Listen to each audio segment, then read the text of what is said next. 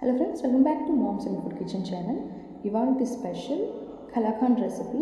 ఈ రెసిపీని మనం ఇక్కడ మిల్క్ పౌడర్ కానీ, వెనిగర్ కానీ, లెమన్ జ్యూస్ కానీ ఏమీ యూజ్ చేయకుండా ఓన్లీ మిల్క్ అండ్ షుగర్ పౌడర్తో మనం ఇక్కడ కలాకండ్ని ప్రిపేర్ చేసుకుందాం. మరి ప్రాసెస్ ఏంటో చూసేద్దామా. ముందుగా స్టవ్ ఆన్ చేసుకొని స్టవ్ మీద ఒక ప్యాన్ హీట్ చేసుకోవాలి.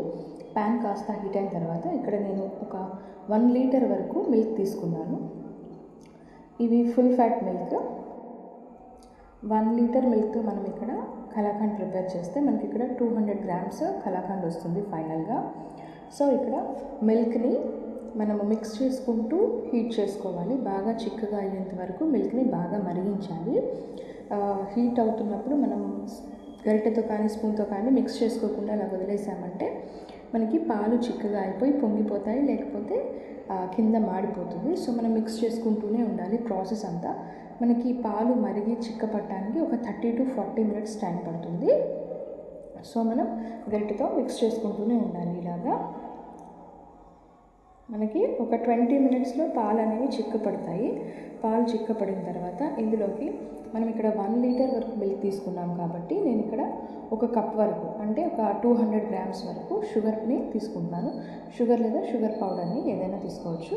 నేను ఇక్కడ 1 కప్ వరకు షుగర్ని తీసుకున్నాను. 200 గ్రామ్స్ అంత స్వీట్నెస్ సరిపోతుందని నేను తీసుకున్నాను. లేదంటే ఎక్కువ కూడా తీసుకోవచ్చు. మనం షుగర్ని 1 కప్ షుగర్ తీసుకొని ఈ మరిగిన పాలల్లో వేసేసుకోవాలి. షుగర్ కూడా మిల్క్లో వేసుకున్న తర్వాత షుగర్ అంతా మిల్క్లో బాగా మెల్ట్ అయ్యే విధంగా మిక్స్ చేసుకుంటూనే ఉండాలి. స్టవ్ని మీడియం ఫ్లేమ్లో ఉంచి మాత్రమే ఈ ప్రాసెస్ అంతా ప్రిపేర్ చేసుకోవాలి. లేకపోతే మనకి పాలు పొంగిపోతాయి, లేదా మనకి అడుగంటే కింద మాడిపోతుంది. సో మనం మిక్స్ చేసుకుంటూనే ఉండాలి. షుగర్ వేసుకున్న తర్వాత ఇందులోకి మంచిగా ఫ్లేవర్ కోసం ఒక 4 యాలకులని దంచి వేసుకోవాలి. యాలకుల పౌడర్ని. ఇప్పుడు యాలకుల పౌడర్ కూడా వేసుకున్న తర్వాత గరిటెతో మిక్స్ చేసుకోవాలి. షుగర్ అంతా బాగా మెల్ట్ అయ్యి మనకి పాలు చిక్కబడి దగ్గరగా వచ్చేస్తాయి అన్నమాట ప్యాన్లో. అప్పటి వరకు మిక్స్ చేసుకుంటూనే ఉండాలి.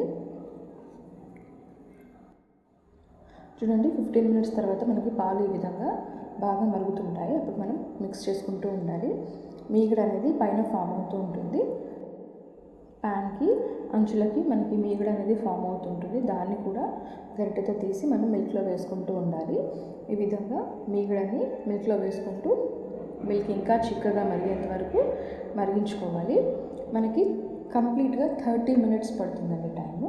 30 మినిట్స్ తర్వాత మనకి ఈ విధంగా పాలు అనేవి చిక్కపడిపోయి క్రీమీ టెక్స్చర్లో వచ్చేస్తాయి. ఈ విధంగా పాలు చిక్కపడిన తర్వాత ఇందులోకి మనం ఒక 2 to 3 స్పూన్స్ వరకు నెయ్యిని యాడ్ చేసుకోవాలి. నెయ్యిని యాడ్ చేసుకోవటం వలన మనకి కలాకండ్ అనేది దగ్గరగా ముద్దలాగా వచ్చేస్తుంది అనమాట. సో నేను ఇక్కడ ఒక 3 స్పూన్స్ వరకు నెయ్యిని యాడ్ చేసుకున్నాను. నెయ్యిని యాడ్ చేసుకుని ఈ విధంగా మిక్స్ చేసుకోవాలి. చూడండి, మనం 1 లీటర్ మిల్క్తో ప్రిపేర్ చేసుకున్నాము.